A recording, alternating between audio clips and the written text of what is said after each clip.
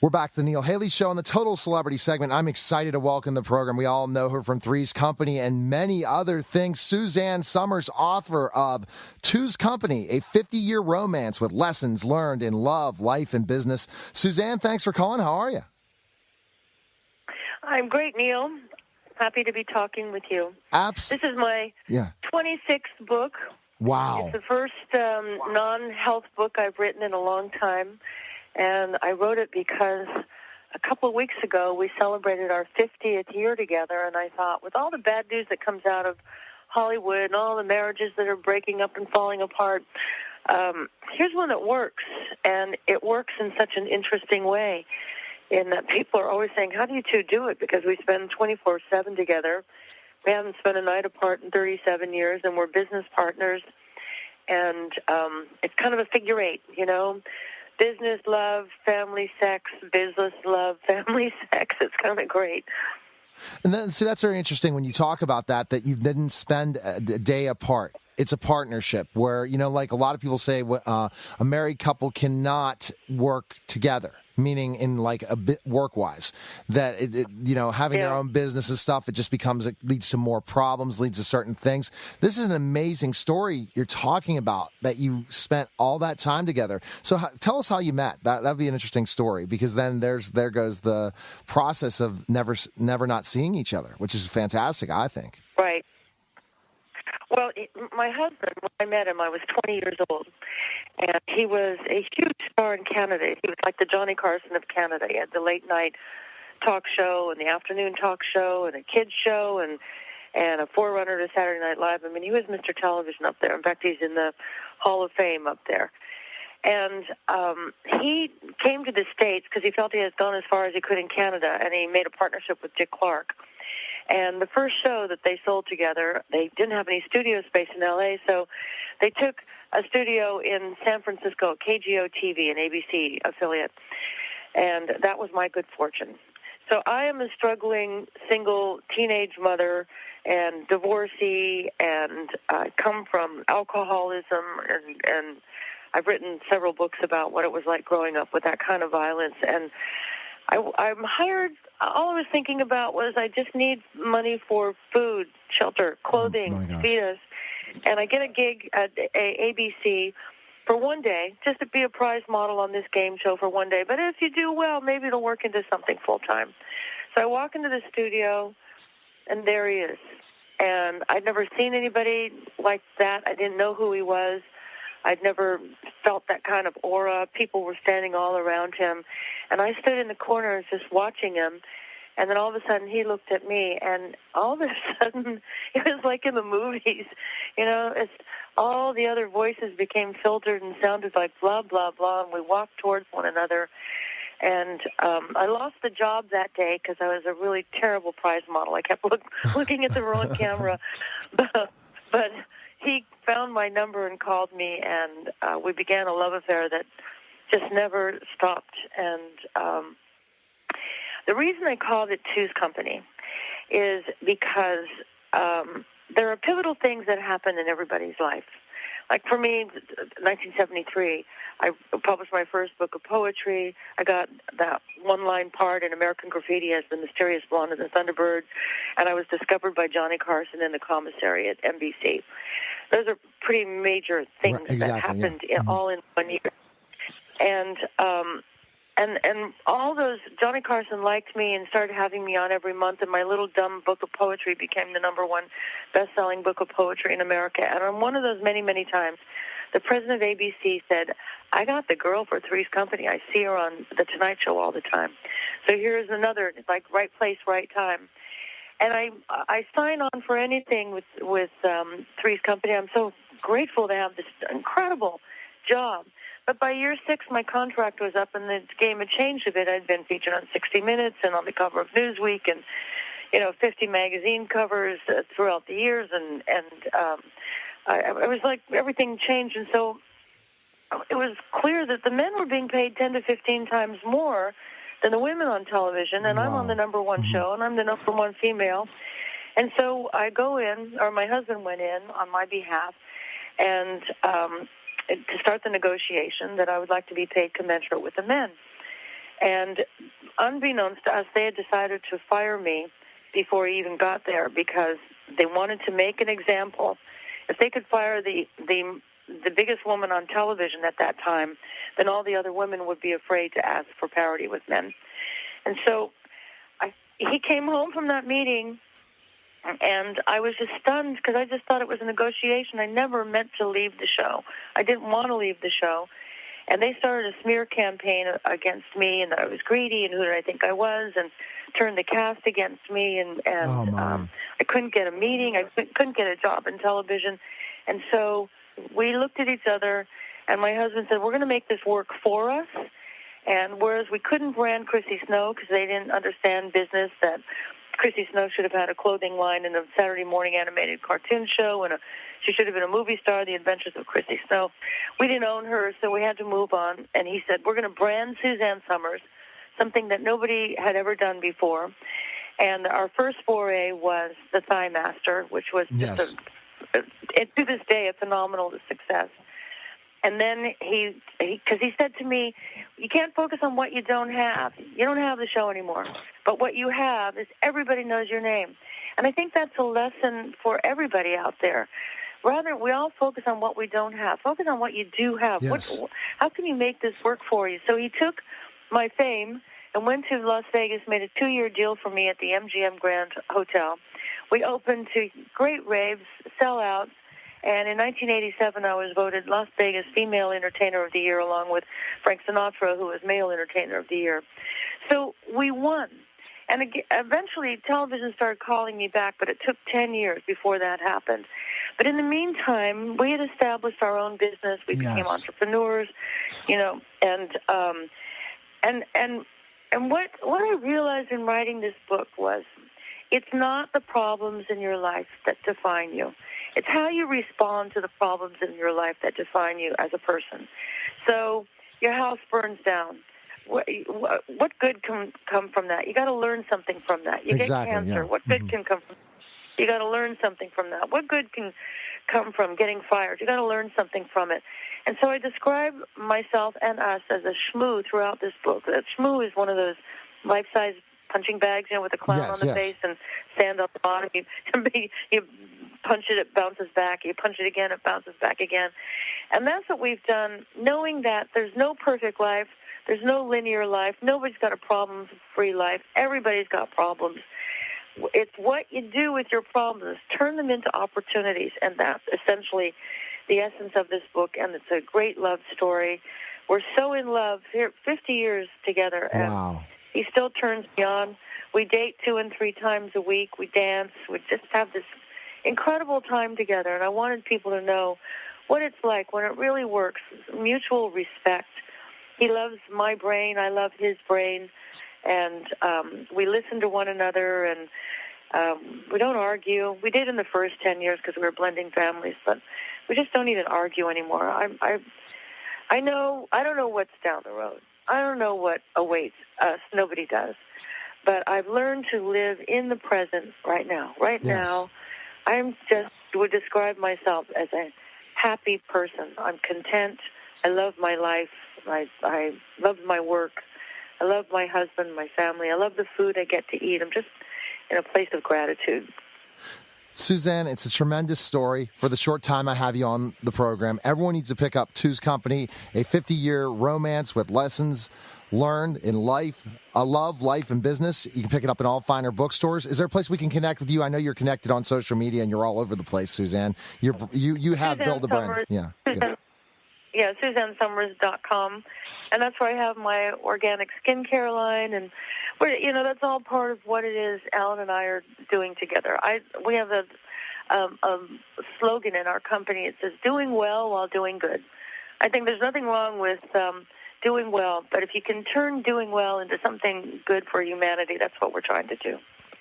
Thanks, Suzanne. It was a great story. It gives everyone in our audience an inspiration, and thanks for taking the time to come on the show. I appreciate it. I appreciate it, Neil. Thank you very much. Thanks, Suzanne. Take care. Bye-bye. You're listening to Neil Haley's show, and we'll be back in just a moment. Neil Haley show on the Total Celebrity segment, and I have had on so many Shark Tank contestants since the beginning of Shark Tank. a huge fan, but I never thought I'd get the opportunity to interview one of the Sharks, and I am getting that opportunity. So I'm excited to welcome the program, Robert Herjavec of Shark Tank, ABC Shark Tank. Robert, thanks for calling. And you got to be amazed at how the growth of this show and the popularity of this show since when you first started with it, how it's just become such a huge show. Did you expect that? Well, nobody saw that coming, because I think we thought it would be this business show. I mean, when you think about it, 5 people talking about business doesn't really sound like a major hit, but what we didn't realize is how much families would love the show, and we're one of the top shows on television for families, and none of us saw that happening, and it gives people so much hope and so much inspiration. Yeah. It's an incredible platform to be involved with. It's all about the story, isn't it? The people who come in and say they have this great business idea. It's all about the story and the passion, and that's what families love watching, to see, are the Sharks going to invest in this special product or service or idea, right? That's the big thing that makes it so successful, I think. Everybody's got a great story, and we're really proud to be part of the show, but it's about the people coming out and their dreams and some of their stories. I mean, after 9 seasons, it never ceases to amaze us at the creativity of people and the incredible products and businesses that people build and their dreams and their aspirations. It's amazing. One thing I learned from a lot of Shark Tank contestants, and for our listeners out there to understand, is it is a pressure cooker, isn't it? Even for you guys, because they cut out a lot of what goes on in the presentation and what happens behind the scenes before they present. And it's a very challenging thing even for the Sharks when you guys have presented all these ideas, right? Yeah, we love the idea that they come out with, and some of the things that we see, and we're just normal 5 people. Some of us are really good at math, some of us are not so good at math, and sometimes it's about the people pitching, and sometimes it's about the argument with the Sharks and the shark fights. And when you first were on the set with the original Sharks, what did you think so far? Like, could you originally just get along with them, or you saw that you guys are so different in so many ways? Like when you first met them and said, okay, we're going to do this TV show, and here are the Sharks, and here are their backgrounds, and here's Robert. And did you think, okay, I'm going to get along with these guys? Yeah, good. Yeah. Yeah, I've known Kevin for a number of years. Him and I used to do the show in Canada, believe it or not. Really? And the original Sharks were Kevin and I, Barbara, Damon, and Kevin Harrington, who was a Shark in the first season. Yeah. And, we all got along. We didn't know each other, but we respected each other. That's the great thing, is everybody has this incredible background and this motivating story. Barbara does, Damon does, Kevin does. And so, but when you film the show, it's very real. People don't realize that the average pitch is over an hour. And in that hour, right, you want to say something, you got to say something. This isn't put up your hand, it's your turn to speak. When we like something and we think we can make money on it, we're all over it. We're not waiting for a polite opportunity to speak. And sometimes when you see the guest Sharks come in, they have a hard time with that. They think that, it's feely and fluffy, but it's not. Shark Tank moves at the speed of business, for sure. And it teaches people a lot how to present to somebody. I think this is a great teachable moment for people to have an idea, and they're going to present in front of someone else, not the Sharks always. And to understand you better have a business idea, and it can make money. And if people watch the show, they learn a lot about what it takes to make money in business. And I think that's what you guys do a tremendous job, is educating the public about how tough it is to be an entrepreneur. Well, you make a great point. We always say to people, it's not my responsibility to listen. It's your responsibility to make me hear. And it's not just on Shark Tank. It's in general in life, And life is crowded and life is noisy. And if you want to get a raise or you want to start a business or you're going to ask for money, it's your responsibility to make that pitch be relevant to that person. And I think that applies to everything. I think we do a good job of teaching people what works and what doesn't and how to do it well. And I love the show. My family's grown up since then. I have 5 kids of my own, Robert, and I don't get to watch it as much as I was before. Life gets busier the older they get.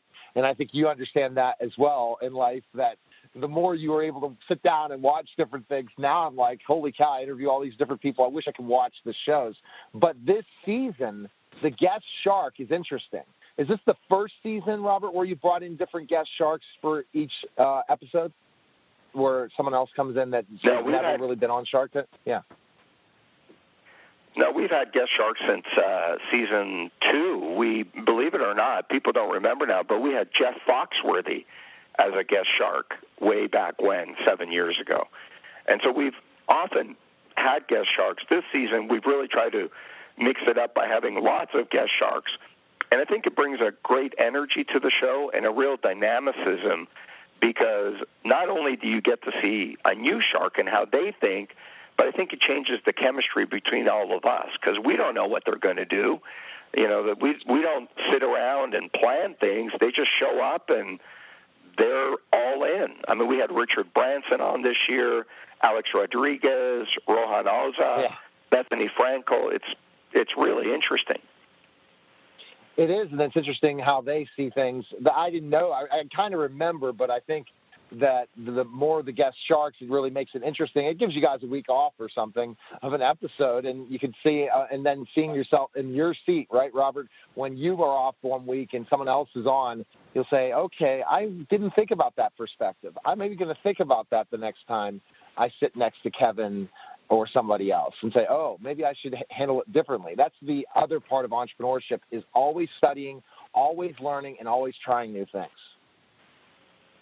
Well, that's such a great point. Not only does America learn from the pitchers and from us, but the sharks also learn from each other. We learn what works, we learn what doesn't, and when we see the guest sharks, they always bring something new to it.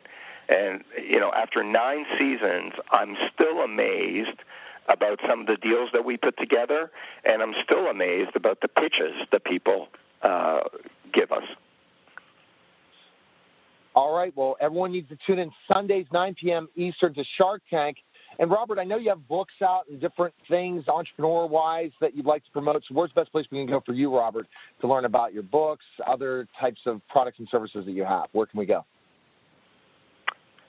Yeah, just online. We have a website, robertherjavec.com, and on social media, and, of course, on ABC Shark Tank.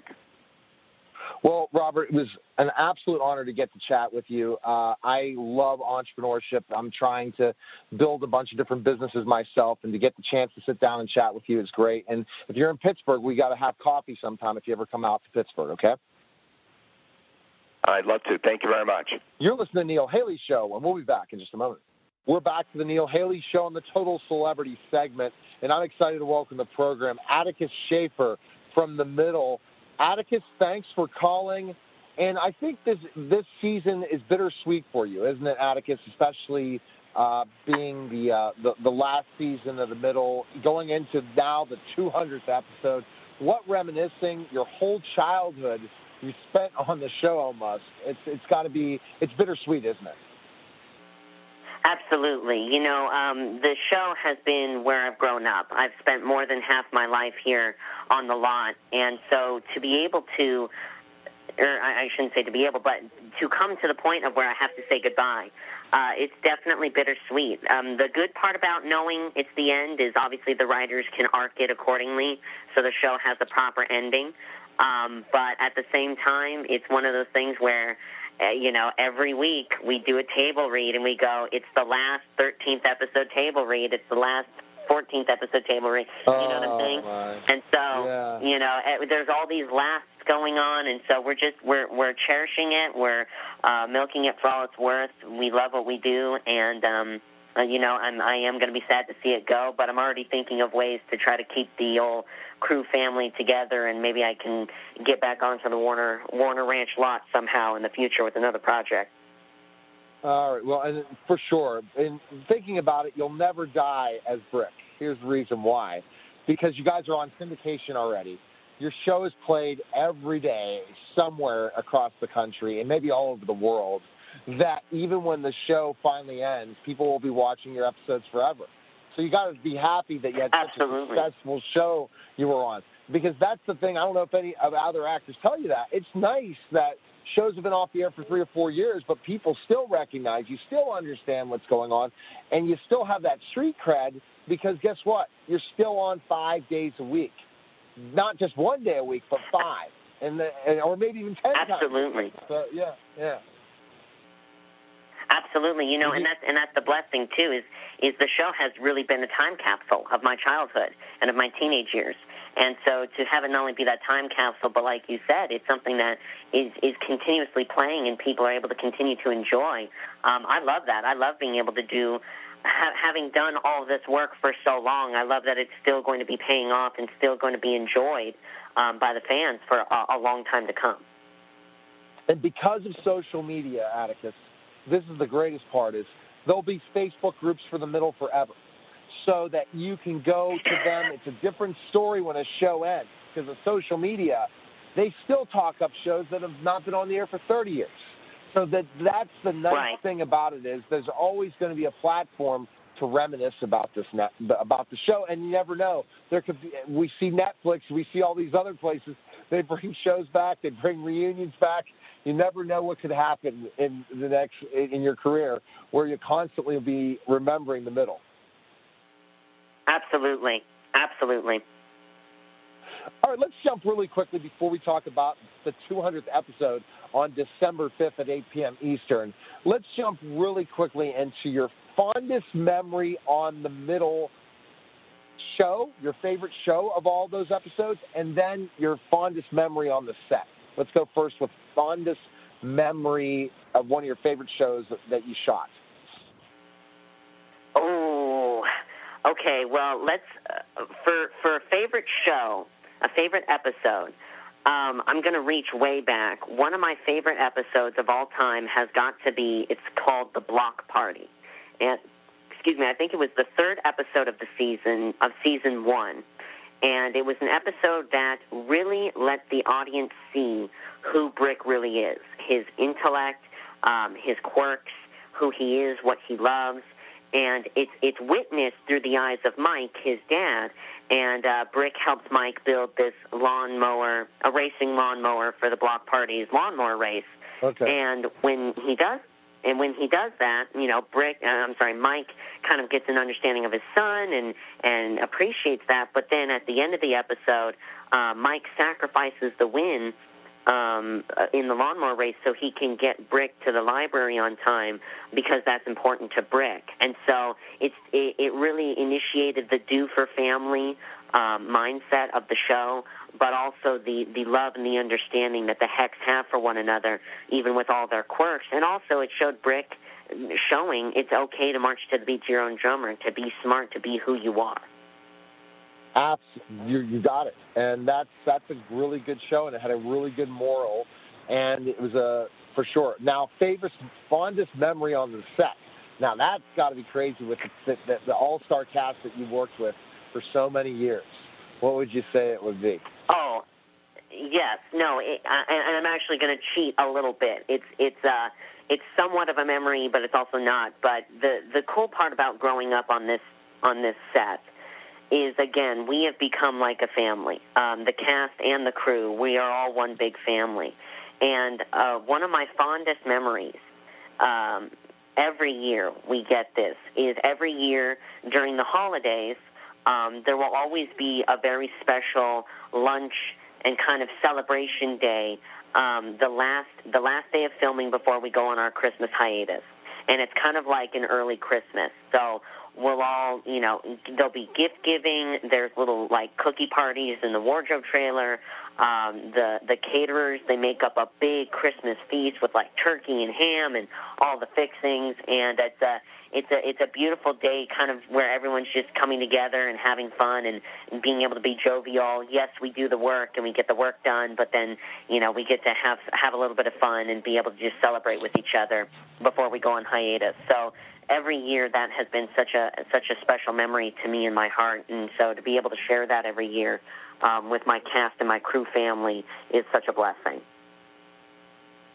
Fabulous. That's a really good story. I love it, and it's something about it. Now, the kids, you guys were all pretty much unknown actors when you started, but your parents, they were well known. They both were on hit shows. So they've been there, done that, and have a T-shirt for a show that had a great run, and then it was over. Have you gotten advice from those two, especially when you talk about mom and dad, your TV mom and dad, and about the transitioning to a new opportunities? Quite frankly, it's something that I've kind of observed on my own. Not to say that I haven't gotten advice from them, but it's one of those things where I am the person that knows what's best in terms of knowing me at the very least. And so, I do talk with people. I do talk with my team. I even, talk with my mom, because a mom's opinion is always something to take to heart. And I do have a plan in terms of transitioning. My observing, my hands-on education that I've been able to get being on this show for so long has been such an advantage for me. Because what my goal is I want to continue my acting, whether it be voiceover or theatrical. I want to continue the acting. I'm very passionate about acting. I'm excited to see what roles I can get into going into the future. But what I'm very excited about as well is I want to get into directing, writing, and producing. And Warner Brothers has supported that a bit with allowing me to be a part of the Warner Brothers Directors Workshop, which happened last summer, and that was a great hands-on experience. Yeah, it was an amazing experience, really putting myself in the director's seat and being able to understand what it entails.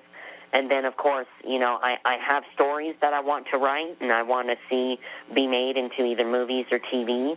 And so I'm definitely taking the initiative. I'm not just going to be sitting around twiddling my thumbs. I'm taking the initiative to move on and to take those next steps to transition me from kid on the middle to Atticus Shafører, adult actor, director, writer, producer.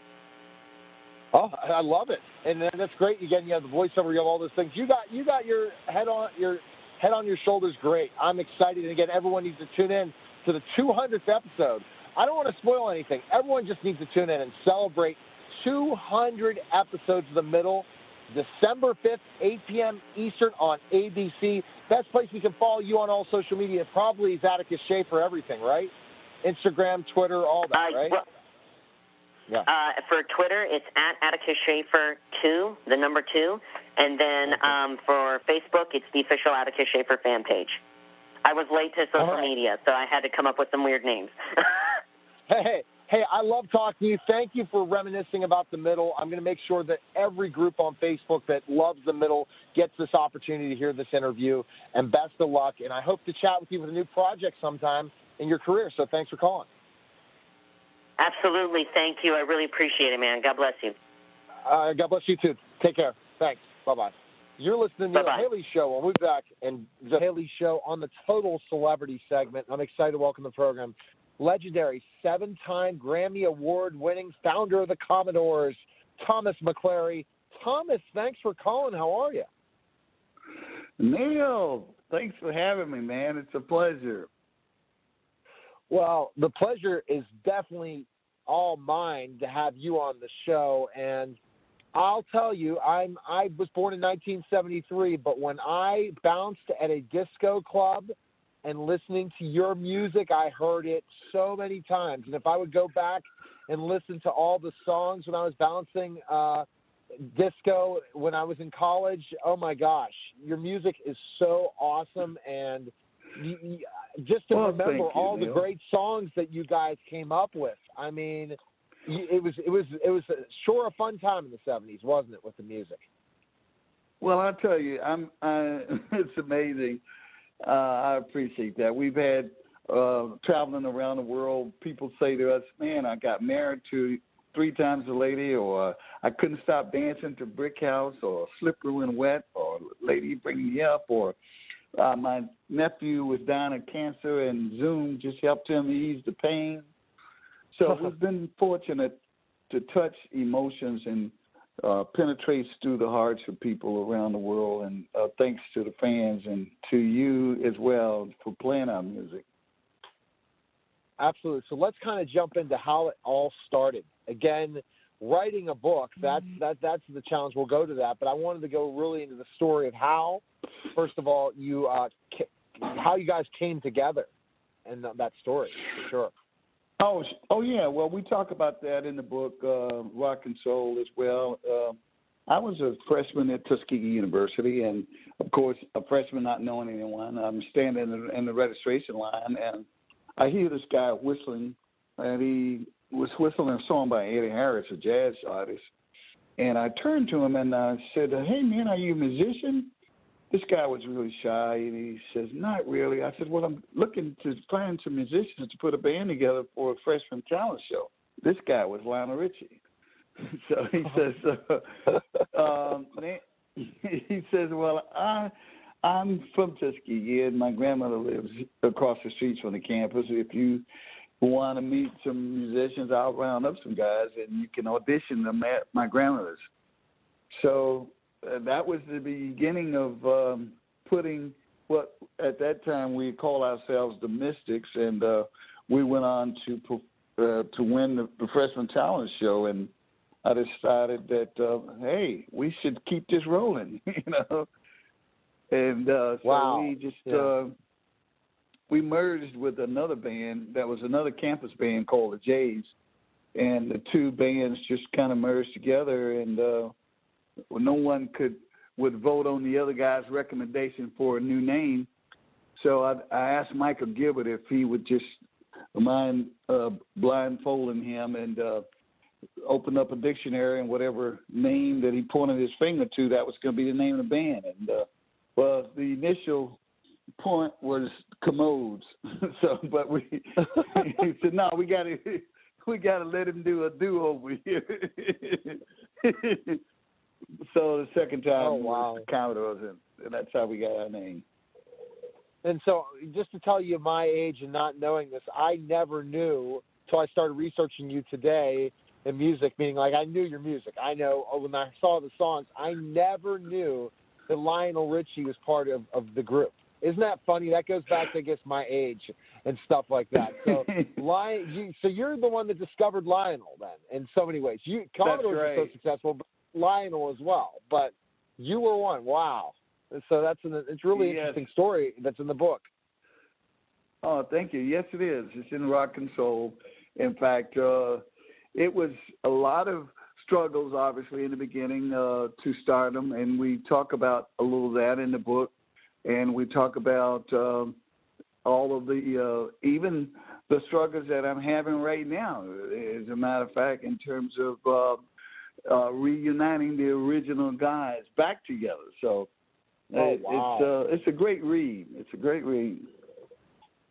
Now, if you do go ahead and come to Pittsburgh, all the guys, I have to meet you, Thomas. Or if you are in Pittsburgh at one point in time, I need to get another one-on-one interview in person. I had a couple members of the Platters and the Supremes. I got to have someone like you in a one-on-one television interview as well, Thomas, especially if you get the whole group back together and come to Pittsburgh. That's got to be one of the stops if you do. Yeah. Well, you can bet your life. I will definitely do that. In fact, I'm going to be doing a book tour as well, and Pittsburgh could very well be one of the cities I have to look on the itinerary. But I would certainly be delighted to.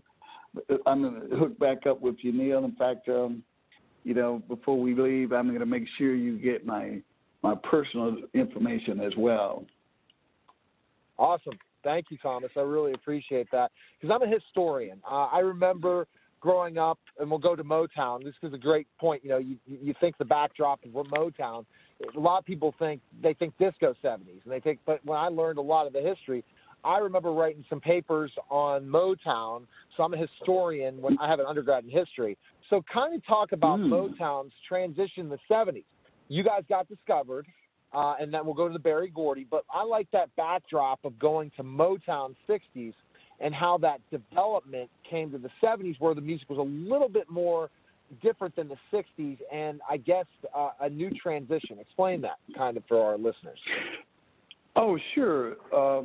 Berry Gordy, in all due respect, he had put together a machine, actually, in a assembly line where he had all of these great songwriters and musicians, and they would go in and, he had a couple of producers that would go in and they would lay these tracks, and then they would have, the singers, Diana Ross and Supremes, the Temptations, the Miracles, Gladys Knight and the Pips, and they would just go in and sing on these songs, and it was just magic. They would all come out and be hits or whatever.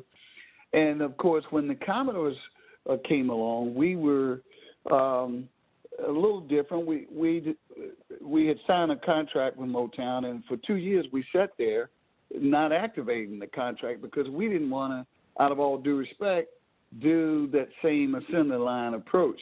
So finally, Mr. Gordy says, you know what? Okay, what the heck? These guys want to play their own music and write their own music. If it's just a loss, it'll be a tax write-off. Let them in the studio, leave them alone. And, of course, we went in and we came out with Machine Gun, and it was the first gold album in the history of Motown. They had gold singles prior to that, but never a gold album. And, of course, it was, we broke the attendance record in the Philippines off of that same one album. We broke all kinds of sales around the world, in Nigeria and different parts of the world.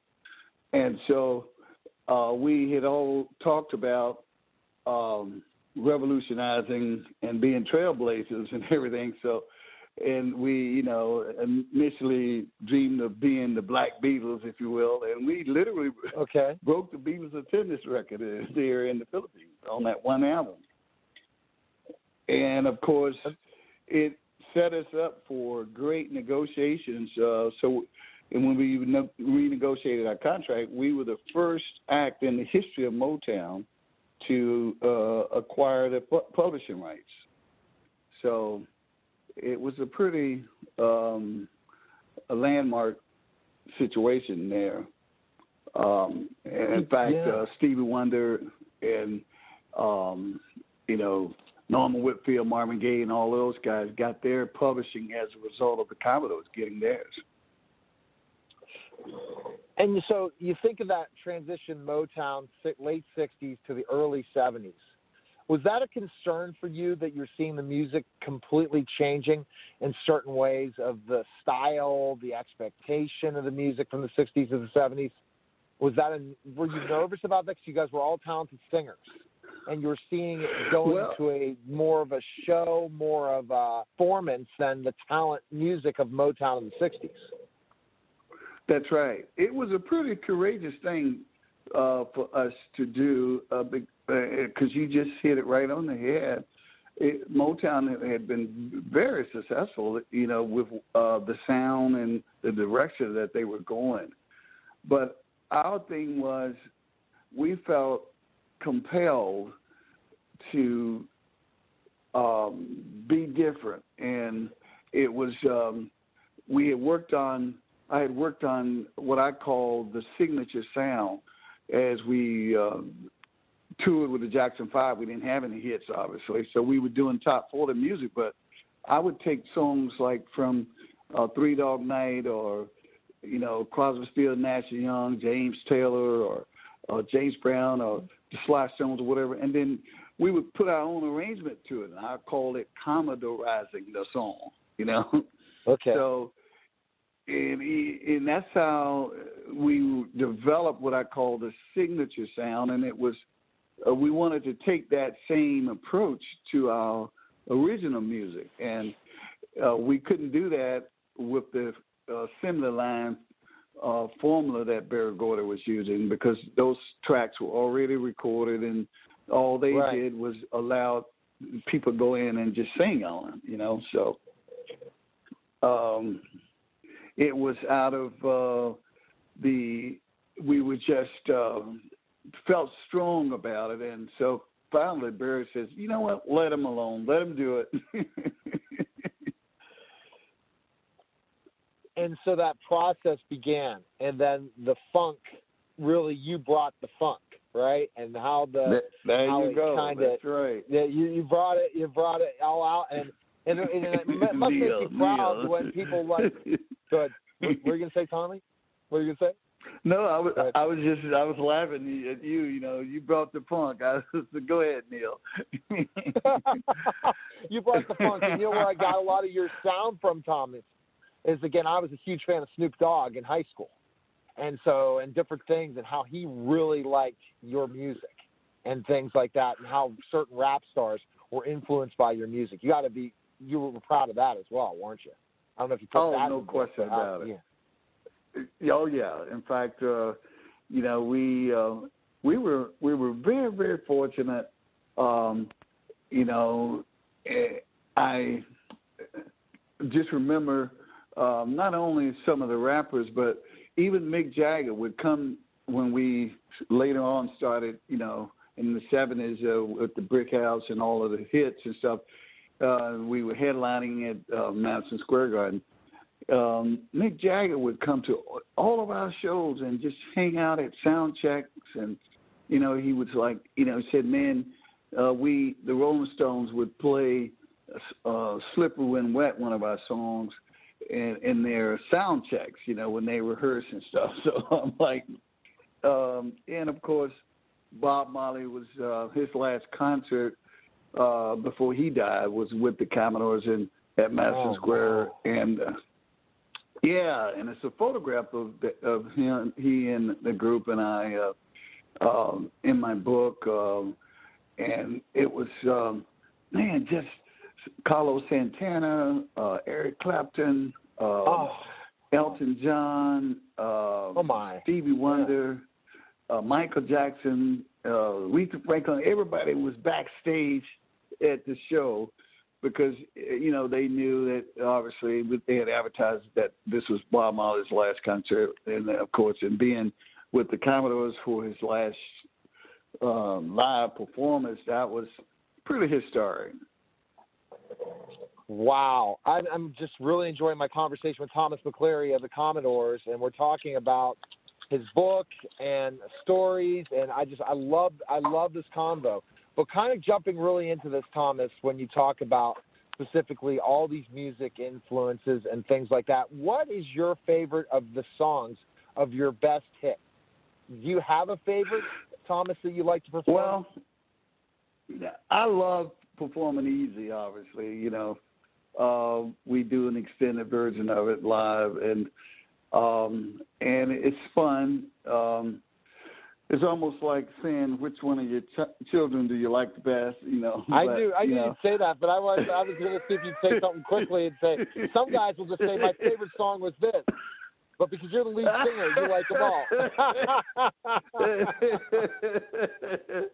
Yes, sir, Neil. I tell you, man, you know, my kids and I have been performing all over the world as these songs as well, and it's good to vibe off of that energy and just and taking the songs, you know, then that signature sound around the world. We were just in the UK, and BBC invited us to an interview there on debuting the book and all, and we, you know, the sold out shows, and it was just good to see that next generation absolutely gravitating to the music as well, you know. And Europe loves Motown also. That a lot of people, even though some Motown people can't sell out in the U.S., they go to Europe and their fame's back again. Wouldn't you agree? I mean, you guys are known everywhere still, but some of the other groups that have been forgotten, they can go travel to Europe. That's true. And That's it'll be true, amazing. Yeah. Yeah, it's true. It's. I Absolutely. can't All wait right, though, man. I can't wait to get to Pittsburgh, and you, man, there are a lot of great memories there in Pittsburgh. Oh, do you have any to share that you can't share them on air? Some of your great memories, Thomas, of Pittsburgh. Pittsburgh, Well, you know, Pittsburgh's a character town. Yeah, go ahead, Thomas. Yeah. Yeah, we used to have this saying about Pittsburgh, and you know, because obviously the Steelers, we had some of the guys were in the sports as well, and so the Steelers was one of our favorite, teams, and you know, Terry Bradshaw, and during that time, I was really a Terry Bradshaw fan. Really? Oh wow! Oh, that's fantastic. Oh yeah. Now, in your book, do you talk about how Lionel went single? Because I have to ask that question. Kind of like the history of like the Jackson 5 when Michael went. Did you write about Lionel and the decision Lionel to go and become a singles artist? Did that hurt you, or was it a mutual decision, or explain that? Because again, I did not know. Like again, you met Lionel in college together, so to see his stardom after that, So explain that, Well, Lionel and I wrote most of all the songs, and it was beginning to get like in any most all groups, you have everybody, even though you may have a democratic society where you vote on everything, the talents are not just going to be the same, even though the chemistry of everybody, and that's what makes everything great. As we began to have more and more, my whole thing was to model the group after the Rolling Stones, and as Mick Jagger was the lead guy, and you need a Mick Jagger if you're going to be a super act, is what I felt, So I would constantly encourage and push Lionel out, and of course, as he began to get more and more name recognition, and interviews, some of the guys were feeling like Motown was behind all of this or whatever, but that really, that really wasn't the case, And of course, when Kenny Rogers asked to do a song with the Commodores, Lionel had a song that called "Lady," which it was a huge hit for Kenny, but because the guys were still trying to be more up-tempoed and all, they didn't want necessarily the song on our album. And I was like, well, so Lionel called me. He says, look, T-Mac, why don't you and I go and do this Kenny Rogers project? And so I co-wrote another song called "Without You in My Life" with him on that album, and we went and recorded, that project. And then the Endless Love project came up, and same thing, since he and I had been writing most of the songs anyway, he needed to finish the soundtrack up. So, we co-wrote a song on that soundtrack, "The Dreaming of You," and of course, it began the whole thing of Motown wanting to explore him as a solo artist, And as I explained to the guys, this is a natural progression, and we, look at it as the Rolling Stones. I was trying to still use that model, and so,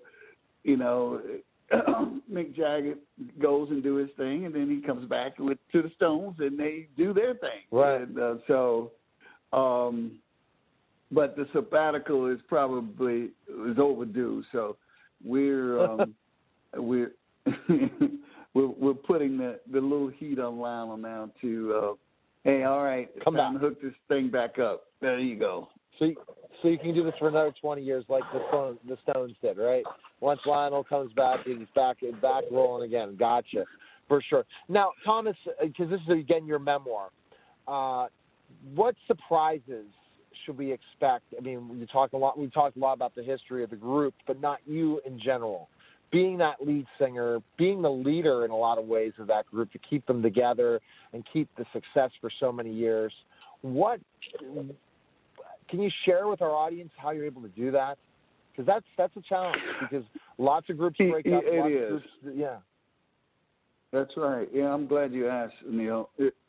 I think the watershed moment for me, and I talk about this in the book, love, and passion for mankind and for people. And I was the first African American, for instance, to integrate the public school in Lake County during the midst of a civil rights movement. And oh, wow. I think that, yes, and it was amazing what I persevered to, and I admired Dr. King and Jackie Robinson, and so I was using that model, to nonviolence, and of course to have bricks and rocks and oranges thrown at you, and hit you literally in your back, to have your sweater burnt. Have your sweater burnt on you literally while you have it on, but still love, that's the whole key. So I think that played a very important part in me dealing with the music industry and the group, because you have, when you look at our industry, there are a lot of obstacles, and it's a tough business, and of course having the fortitude to stick to it, and that dream in front of you, and weathering the storms. So it was amazing. I went back to my 25th anniversary of my class reunion, and it was some of the students, they were amazed. They brought their kids, and some of them brought their parents, because they had told their kids that they had gone to school with me, and they wanted me to tell just a 10-minute talk on what it was really like for me. And I thanked some of them because it was tough, and, for a few of them, too, to befriend me, because that was pressure on them as well, Exactly. But as I told them, love was the thing, and to see us just hug and just have a great time and look at that whole. I mean, because when I think about it, and some of them literally told me this, that they had no idea, sometimes. When there's a generational thing that happens, and kids, if you don't hear it from that next generation, you just look at the human race as the human race, But they were amazed at some of the things that I endured, because I didn't really, talk about it. We just, but. I think that's going to be a great part of the book that I think that will be interesting for the readers, and it will, we talk about the humanitarian side of me as well, and how we have raised money for a lot of different causes, senior citizens who don't have health insurance, kids who are suffering from lupus and arthritis. I didn't realize that was a children's disease, that would target kids. I thought it was older people before I started raising money for it, And of course, the troops. We raise money for our troops, and so it's a variety of things that we donate our time in working with churches and their bands and their groups to try to keep the youth involved in something positive. And when you look at the Little Richards, the James Browns, the Commodores, Aretha Franklin's of the world, they all got started in the church. And so trying to encourage the young youth to get tied into a venue that can help develop them musically as well. Exactly. And so it's been a lot of fun, just staying active and giving something back into the communities. All right, so Thomas, how difficult was it to write a book? As busy a guy as you are, to put this all down on paper, was that a challenge? Neil, oh man, I tell you, yes. A lot of people have said to me, they've taken years to do what I did, and maybe 9 months, but it was not easy. It's just, because first of all, you don't think about things that your life story, that's not something you think about every day, whatever. Yeah.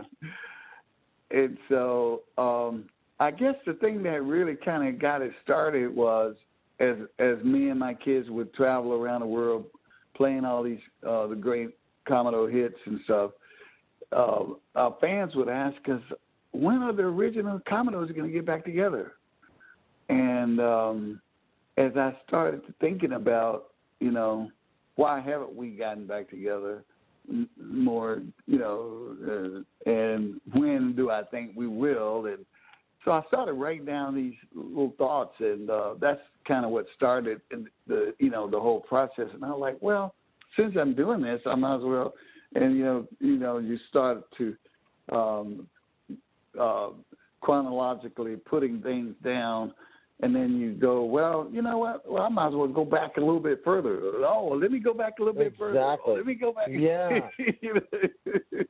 And there you go. Exactly. Oh wow. Yeah. And the book happens. Well, Thomas, definitely stay on the line. Once I go and sign off, I'll get you off on the off air, and I'll go ahead and make sure we can.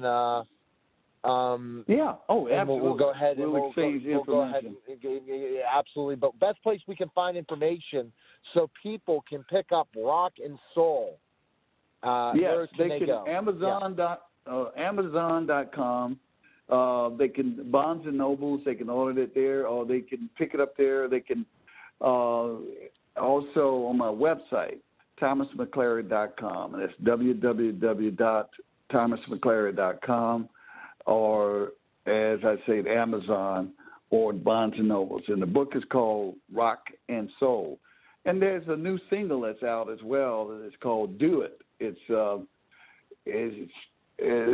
hot single. If you could imagine the original Commodores, what they would be doing 2017, 18, this is the sound. And, it's featuring my twin daughter, Mariah, and it's a joint venture with my son as well. So it's a collaboration with the three of us. It is called Do It. Talking to you, Thomas. Stay on the line, and we'll talk. Yes, sir.